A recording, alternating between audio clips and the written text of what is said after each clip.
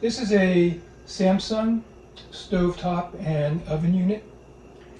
The problem here is that if you happen to be in the kitchen, maybe you're cleaning or leaning against these knobs, they have a tendency to, move, turn on.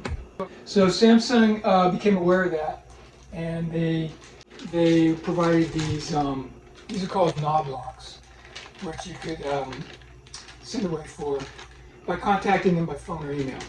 Anyway, these knob locks look like this. You can see they got like 4 legs, like a table, but these 2 legs are shorter, and they're really easy to put on. So let me just show you how to do that. So you take the small legs right here, and you put them behind the knob like that, press down, and now it's locked.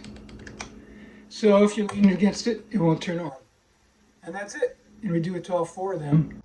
So here we got all the knob locks on the knobs of the stovetop range. And to take them off, it's pretty easy. You gotta give it a little tug and then just pull it off like that. Very difficult for a little child to do that. So there's how the range looks now. It's all safe. Thank you for watching.